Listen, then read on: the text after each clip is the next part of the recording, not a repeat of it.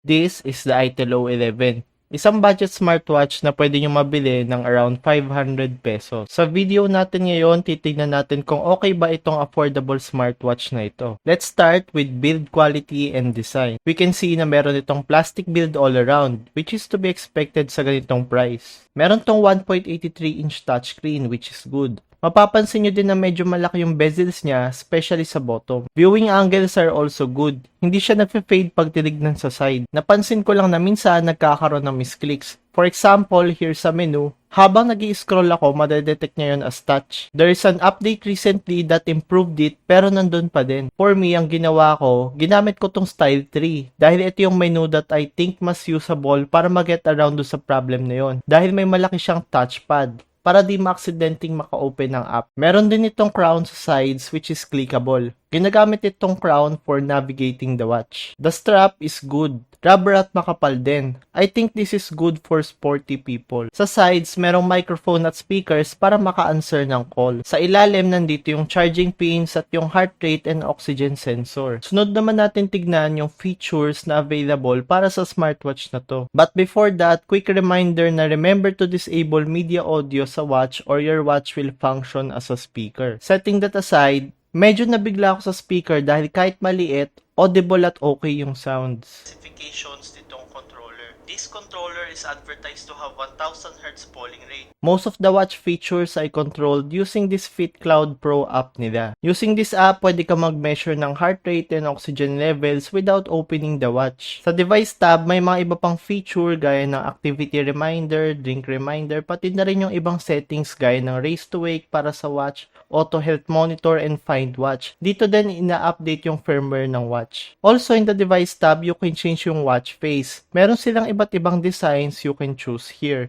You will just select yung designs na gusto mo and click push. You can even make your own under dial library. Pero don't expect too much dahil simple editor lang meron yung app. For the watch itself, swiping up makikita mo yung notifications mo. Swiping down would be the quick settings equivalent, left would be the recently used apps, at sa right naman ay customizable.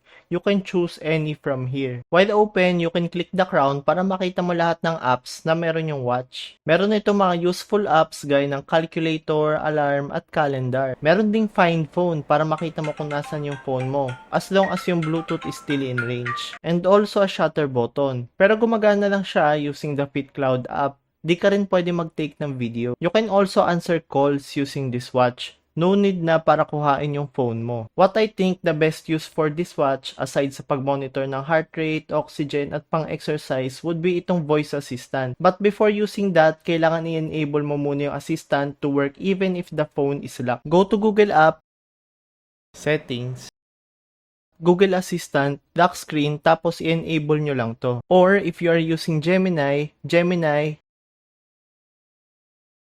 on lock screen at i-enable nyo itong settings na to. And with that, you can use your watch to have access with Google Assistant. Almost lahat ng pwede mong gawin kay Google Assistant, pwede without unlocking your phone. Wag lang yung may mga personal information involved gaya ng setting directions or calling sa contact. Ang maangas pa dito, lahat ng connected sa Google Home may control ka din. Gamit lang yung watch. For example, make the light white.